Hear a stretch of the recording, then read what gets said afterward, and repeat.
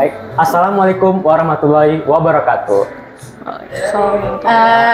Ubur-ubur. Ubur-ubur ikan.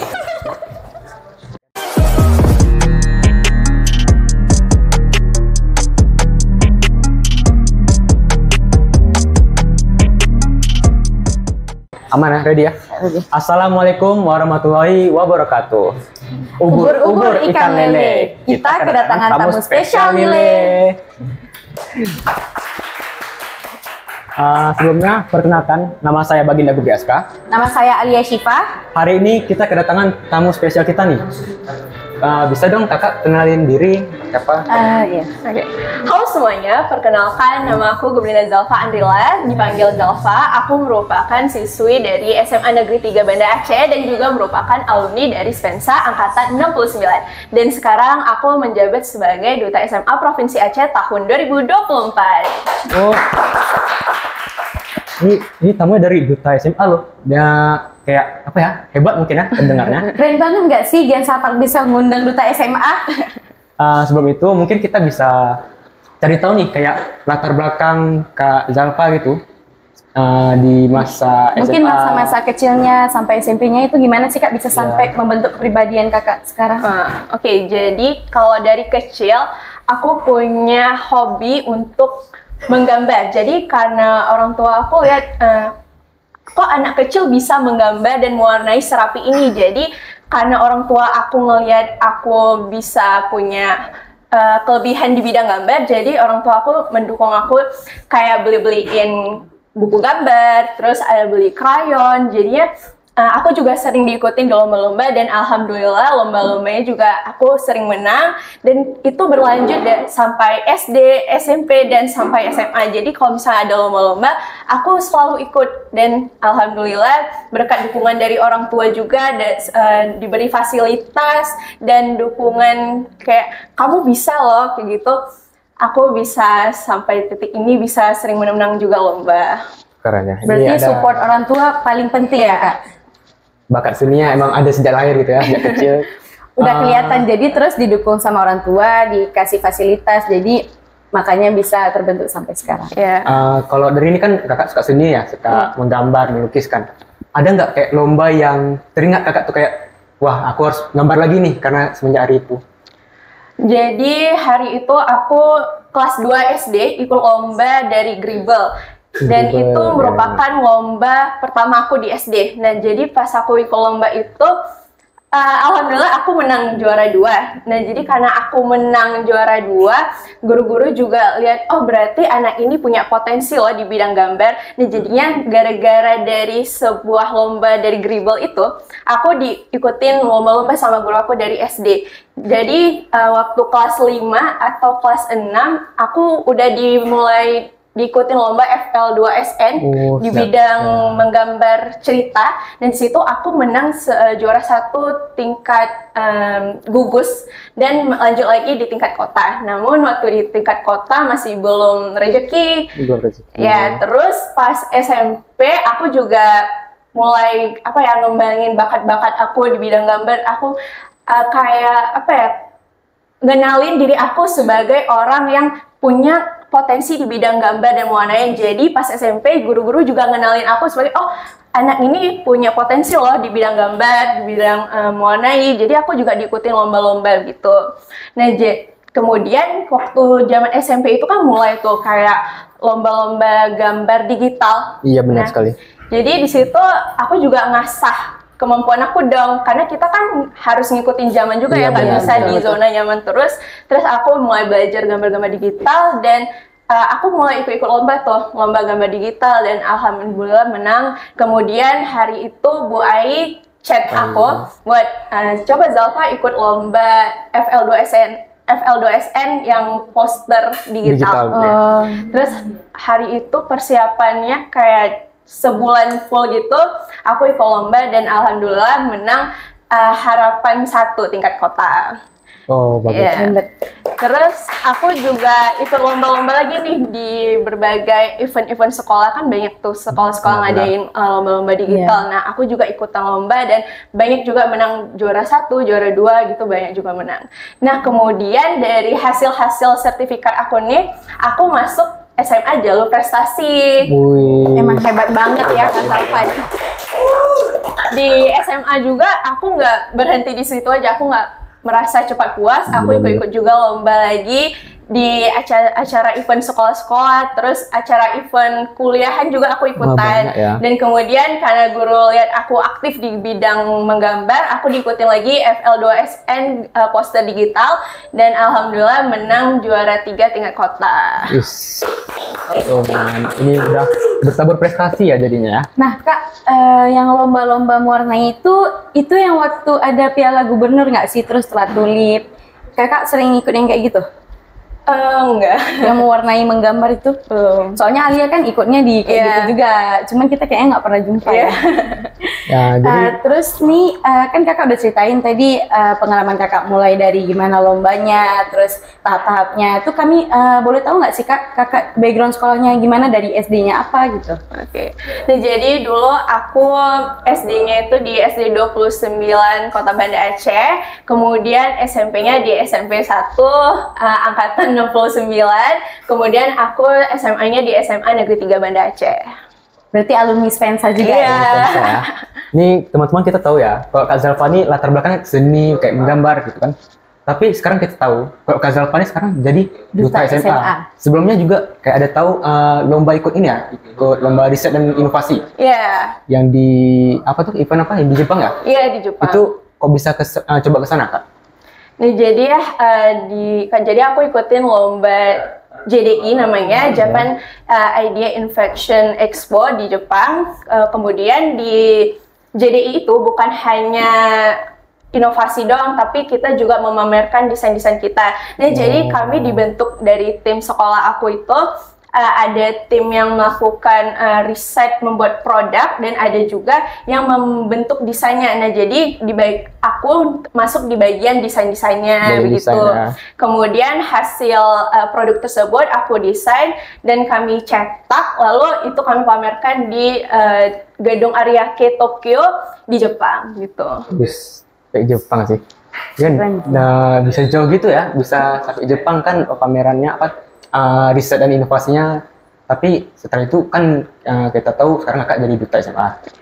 Itu apa? Mungkin ada kayak seseorang yang motivasi Kakak gitu. Ya, role model Kakak tuh bisa jadi kayak gini sekarang.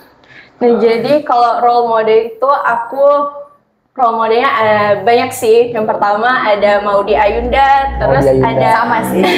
ada Mbak Dian Sastro. Aku melihat mereka itu merupakan perempuan yang tangguh. Jadi aku termotivasi menjadi mereka, di mana mereka itu mandiri kan. Terus bener-bener bikin termotivasi banget. Karena kan role model, setiap orang pasti punya role model ya. Kak Maudy Ayunda, Alia tadi apa? Sama sih, Maudy Ayunda juga ya. Kalau saya sih role modelnya mungkin B.J. Habibie sih, karena kan profesor gitu kan, banyak kayak temu-temuan gitu kan. Dari role model kan kita bisa tahu kok bisa petik apa gitu dari role model Kakak. Petik kerja kerasnya mungkin yang bawa jadi hidup Kakak yang sekarang gitu ya. Aku melihat Mbak Maudy Ayunda dan Mbak Dian Sastro itu sangat-sangat sukses sekarang, tapi kita lihat juga mereka sukses karena apa? Karena pastinya mereka berproses. Jadi dari aku memiliki role model seperti mereka, aku selalu memiliki prinsip yang mana ketika kita memiliki mimpi yang besar, maka kita harus memberikan energi yang besar juga untuk mencapai mimpi yang kita inginkan gitu. Nah, ini kan sudah banyak nih membahas tentang prestasi-prestasi, role model. Tapi sebenarnya kami pengen kali tahu Kak, bisa dong Kakak ceritain tipis-tipis tentang pengalaman-pengalaman seru yang ada di SMP? Iya. Oke. Jadi kalau pengalaman seru yang pertama adalah best discussion aku adalah menjadi part of OSIS 69. Itu merupakan suatu pilihan yang tepat bagi aku, karena di OSIS itu aku benar-benar bisa temui teman-teman yang asik, solid, dan dapat membantu ketika kita lagi ada problem. Jadi bisa kayak curhat-curhat nih, gimana sih cari jalan keluarnya. Dan bukan hanya teman, tetapi guru-guru pembina OSIS juga benar-benar terbuka dengan anak-anak OSIS. Jadi itu merupakan suatu yang aku syukuri banget selama di SMP 1 gitu. Berarti perlu banget ya Kak kalau misalnya masuk-masuk ke organisasi itu karena kita bisa membentuk diri juga dari situ ya. Betul banget. Benar. Ada tuh kalau salah momen 100 tahun Spensa ya, Reuni Akbar ya. Iya. Itu apa mungkin ada pelajaran dari kakak mungkin kok Spensa tuh udah 100 tahun ternyata gitu. Tanggapan kakak ini? Jadi kalau tanggapan aku terkait tentang 100 tahun Spensa, aku bersyukur banget karena pada angkatan aku itu acara 100 tahun Spensa yang mana bisa aku hadiri dan juga kami panitiain. Jadi kayak ikut berpartisipasi. Iya, berpartisipasi. Pokoknya seneng banget sih gitu. Banget ya. Terus guru favorit kakak di SMP siapa ya? Guru Kalau favorit guru dah. favorit, semuanya favorit. Yang paling favorit? Mungkin Bu Rauda. Bu Rauda juga. Siapa lagi nih Kak? Guru favorit. Gak bisa dibilang sih, emang kayak guru-guru di Spensa tuh bener-bener memorable banget gitu karena punya ciri khasnya masing-masing, keunikannya masing-masing. Kayak Pak BC yang suka ngelucu, yang suka mencairkan suasana. Kemudian Pak Rusli yang bijaksana, terus Bu Kaida yang bisa bisa menerima curhatan-curhatan anak-anaknya. Terus Bu Siti yang sampai sekarang kayak masih chat-chat kakak sendiri kayak apa kabarnya nak, kayak gitu, gimana sekolahnya, capek enggak, terus nanti dikasih kata-kata motivasi. Dan itu alhamdulillah bersyukur banget sih bisa diberi lingkungan seperti itu. Berarti intinya memang semua guru Spensa itu care sama murid-muridnya. Pokoknya support banget lah sama murid-murid yang ingin berprestasi. Ini kan Kak Zafar di SMA nih, udah tau lah kayak kita bukan anak kecil lagi, bukan anak SMP lagi. Jadi kan kita masing-masing itu punya target Kak. Mungkin target kakak di masa depan gitu, dengan prestasi, dengan nama yang kakak punya, mungkin ada dong, bisa ceritain sedikit. Jadi kalau untuk target aku ke depan, mungkin aku bakal masuk ke sekolah kedinasan. Karena menurut aku kedinasan itu yang pas banget sama aku sekarang. Dan bisa juga mungkin dari prestasi-prestasi aku bisa menjadi nilai-nilai plus juga nantinya gitu. Hebat banget. Hebat sih. Kakak sendiri nih, kalau misalnya yang waktu di SMA ini kan kami kurang tahu nih Kak, prestasi-prestasi kakak apa aja. Boleh dong ceritain Kak sedikit? Jadi kalau prestasi aku di SMA, aku banyak sekali ikut lomba desain poster, kayak yang tadi aku bilang FL2SN, terus event-event dari sekolah lain juga, dan juga event-event kuliahan aku juga ikutan. Kemudian aku ikut lomba di Jepang, JDI, kemudian aku ikut Duta SMA. Duta SMA ya? Itu Duta SMA kapan nih jelas? Tahun kemarin itu bulan 6 sih. Ini mungkin nggak lama lagi mungkin ya, 2025 ya?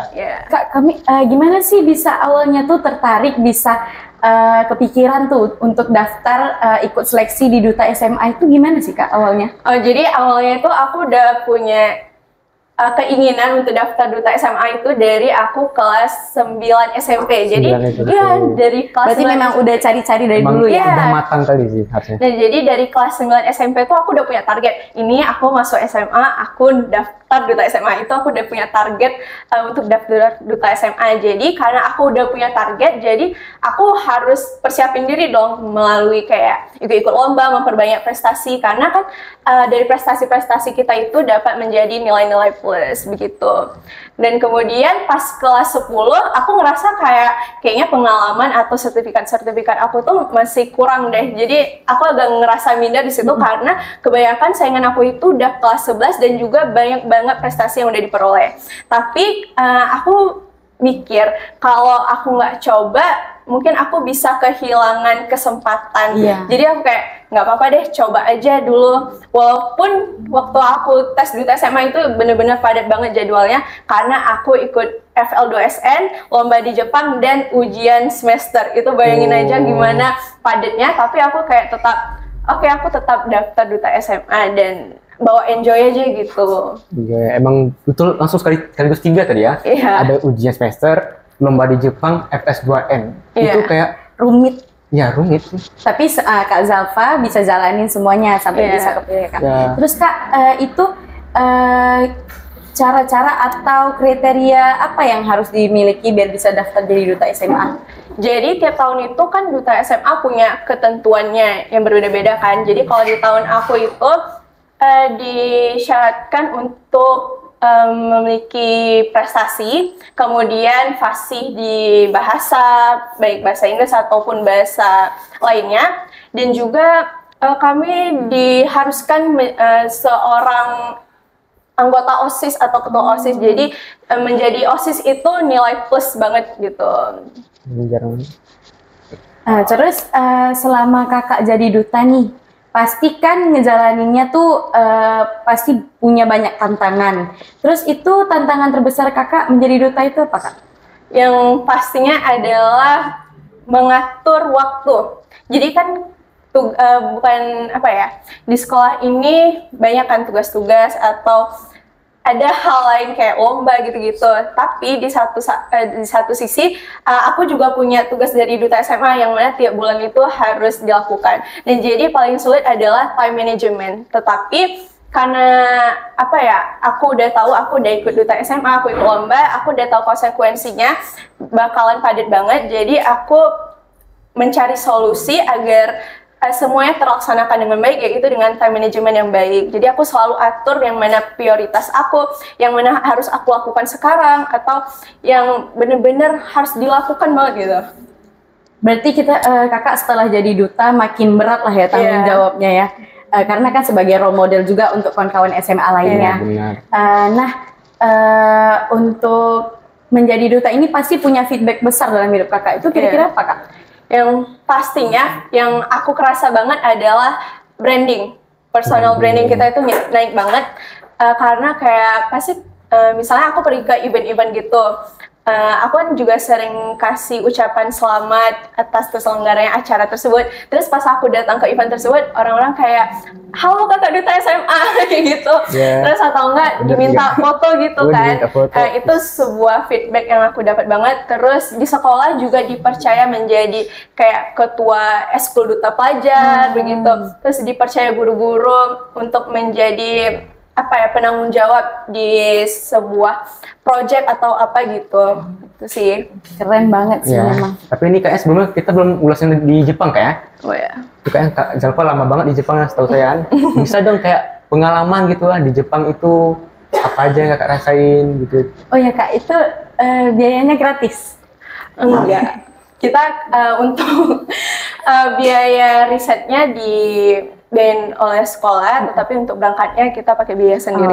Sendiri ya.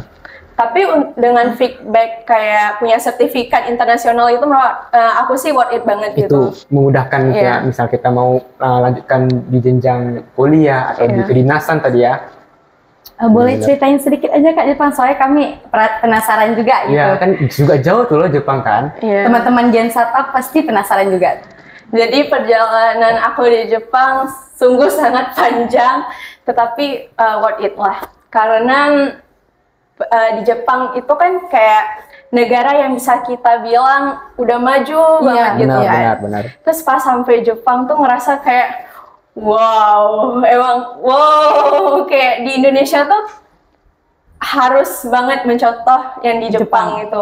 Karena bagus-bagus banget. Kemudian dari fasilitas-fasilitasnya yang sangat mendukung masyarakat dan juga masyarakatnya yang menjaga fasilitasnya juga itu benar-benar bagus. Iya, bagus banget. Dan juga ada salah satu problem yang kami alami, yaitu susah komunikasi di sana karena rata-rata orang di Jepang itu nggak bisa bahasa Inggris. Jadi susah untuk komunikasinya. Jadi kami kayak kalau mau nanya itu misalnya kami nanyakan pakai bahasa Inggris, orang Jepangnya ngerti maksud kami, cuman mereka tidak bisa berbicara bahasa Inggris. Jadi mereka jawabnya pakai bahasa Jepang. Jadi kami kayak, hah? Buat bingung apa juga nanya tapi coba pakai bahasa Jepang. Tour guide gitu ya? Tour guide gitu? Nggak penerjemah? Nggak ada. Nggak ada ya? Karena kami berangkatnya kan sama sekolah gitu kan. Iya. Terus kayak, aduh gimana nih ya, jadi mau nggak mau kami harus pakai Google Translate dari Indonesia ke Jepang, Jepang ke Indonesia. Jadi itu agak sulit sih. Ada tantangan ya? Iya, Tapi pas di hari lomba itu agak enak karena rata-rata kan itu dari negara-negara lain, jadi mereka itu pasif berbicara bahasa Inggris, jadi enak komunikasinya gitu. Dapat banyak teman juga ya, berarti ya, dari berbagai negara gitu kan. Relasinya juga bertambah gitu ya. Bang, suatu mimpi jadi kenyataan gitu kan. Teman-teman pasti kayak pribadi Alia sendiri kan waktu lihat snapgram kakak itu lagi di Jepang itu kepengen kayak kapan ya bisa jadi kayak Kak Zalfani, jadi termotivasi juga gitu. Karena memang lihat kegiatannya tuh seru-seru, bermanfaat semua, feedbacknya juga besar buat kehidupan kita. Mungkin apa ya, kayak ada faktor-faktor apa aja Kak yang mendukung Kakak hingga saat detik ini? Yang pasti yang paling utama adalah dari orang tua memberikan support kepada aku. Itu dimulai dari fasilitas, terus keuangan juga itu mempengaruhi banget. Kemudian faktor lingkungan juga, karena aku sendiri alhamdulillah di lingkungan yang mana semua orang itu support sama apa yang aku inginkan, jadi itu benar-benar kayak bikin bersyukur banget gitu. Karena hari itu aku pernah berada di salah satu pertemanan yang mungkin kurang toksik, jadi kayak ngerasa kok nggak disupport ya, atau kurang, pokoknya memberikan dampak ke akunya itu buruk gitu. Jadi aku kayak syukur banget kalau udah di titik sekarang ini yang mana lingkungan aku itu support semua yang aku lakukan.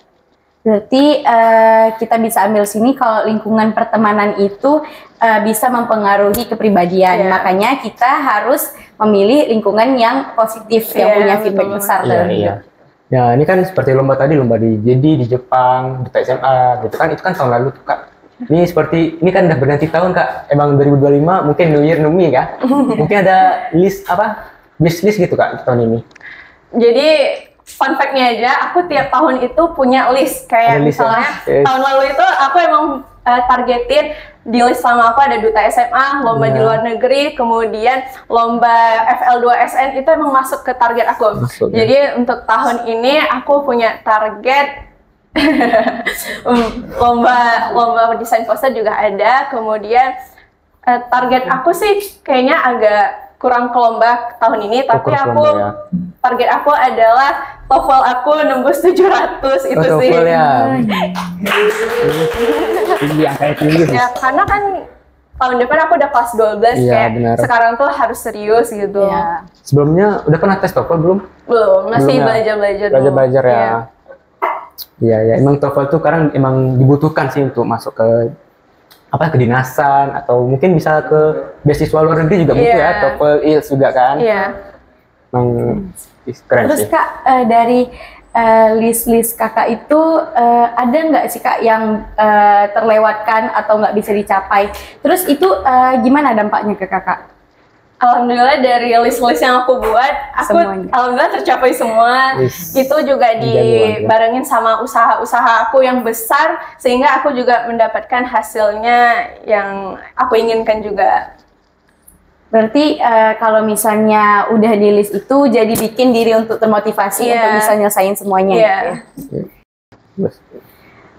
Terus Kak, misalnya untuk kan Kakak Duta SMA nih, cara berkomunikasi dengan teman-teman SMA itu gimana Kak? Apakah mereka menganggap Kakak lebih atau gimana gitu? Kalau aku selalu membawa diri aku itu friendly, jadi nggak ada perbedaan gitu ya. Jadi kayak ya udah ngomong aja santai gitu. Kalau bisa aku lebih menempatkan diri aku sebagai seakan-akan teman dekatnya walaupun kita baru pertama kali jumpa. Jadi mungkin mereka akan merasa lebih nyaman dan bisa cerita keluh kesahnya, karena kalau sebagai Duta SMA ini kan aku itu sebagai perpanjang dari Direktorat SMA, teman SMA, dan misalnya mereka ada problem, aku bisa minta saran nih ke Direktorat SMA atau apa gitu. Jadi mungkin dari cara komunikasi kita itu kita harus lebih friendly biar para apa ya, yang ngomong sama aku tuh lebih Rasa nyaman santai gitu dan ya. lebih terbuka gitu. Yes, Kak. Ya, betul juga sih. Emang faktor teman juga sangat mendukung ya. Kayak kita tidak usah dengar orang lain, cukup dengar teman yang kita percayai gitu kan. Iya sih Kak. Terus nih Kak, itu kan tadi kakak kan duta SMA tuh. Teman-teman pasti banyak nih yang pengen juga jadi kayak kakak. Kita kan juga sebagai role model di sekolah, pasti punya banyak aturan. Maksudnya kita pribadi kita pasti jangan sampai nih aku ngelakuin yang kayak gini, contoh yang nggak baik gitu. Nah itu gimana sih Kak cara ngadepinnya gitu untuk teman-teman semua gitu? Kalau dari aku sendiri, kita harus punya kesadaran diri. Karena kayak aku udah punya title duta SMA, yang mana menjadi role model orang lain. Sudah seharusnya aku tidak melakukan hal-hal yang buruk, kayak misalnya bolos pelajaran, atau kayak membuli, ataupun apa ya, melakukan hal-hal yang buruk lah pokoknya. Itu aku selalu hindari, dan setiap apa yang aku lakukan, aku harus mikirin ini dampaknya gimana gitu.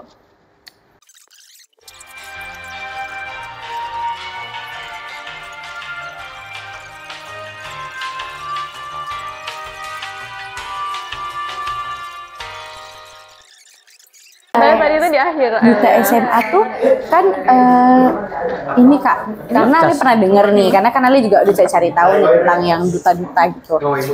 Terus itu katanya misalnya kita daftar dari sekolah misalnya perwakilan cewek cowok itu belum tentu dua-duanya keterima berarti ya? Belum tentu. Berarti nanti di sana baru kita dilaga lagi, ini lagi seleksi lagi. Kalau dia tuh lama tuh ada seleksi yang provinsi. Provinsi itu kayaknya yang ala dengar yang perwakilan tiap sekolah 2 tuh. Itu tuh udah lama kali tuh. Soalnya tahun 2023 yang kayak gitu. Sekarang nggak lagi, kayak semua sekolah tuh mau ngutus berapa siswa tuh boleh. Berapa aja. Berarti sampai sananya baru kita diseleksi lagi. Enggak, seleksi online. Seleksi online tuh apa ya, di orang lagi banyak tuh pokoknya seleksinya. Baru nanti 2 orang, misalnya di provinsi Aceh ini yang daftar duta SMA tuh ada 1000 udah. Terus nanti yang lolos satu itu langsung 5 orang. Nah 5 orang tuh diseleksi lagi untuk mencari 2 orang jadi perwakilan Aceh. Oh berarti nanti udah dari 1000 itu dijadiin 5, habis itu diseleksi lagi baru jadiin 2 lagi. Iya 2 lagi jadi provinsi Aceh gitu. Terus baru nanti berangkat ke sana. Di sana itu pemilihan duta SMA nasional. Oh berarti sampai sana kita dipilih lagi. Iya. Wah, Capek kan? Capek ya, banyak kali tahapnya. Udah, terus nanti yang nggak kepilih itu jadi duta SMA di tiap provinsinya ya gitu. Kalau yang nasional itu yang mencakup semuanya. Yang nasional siapa Kak kemarin? Dari Jawa Tengah sama Jawa Barat. Terus di sana tuh yang dipilihnya dari untuk nasionalnya tuh apa lagi kriterianya? Jujur kami kayak di sana tuh bener-bener kayak apa ya? Ya udah ikut acara tapi kita nggak tahu nih yang mana jurinya, yang mana lagi nilai kita. Jadi kami dikasih materi, nanti kami kayak tanya-tanya, jawab kayak gitu. Tapi kami nggak tahu nih siapa aja jurinya, karena jurinya nggak dikasih tahu siapa aja. Jadi bisa aja panitia di samping kita tuh jurinya gitu. Nggak tahu kita. Berarti memang biar kita tetap menunjukkan kita gimana gitu ya. Nggak dibuat-buat karena kita tahu maksudnya jurinya menilai. Gitu ya. Udah datang. Beneran datang. Masuk. Sang bintang selalu datang terlambat.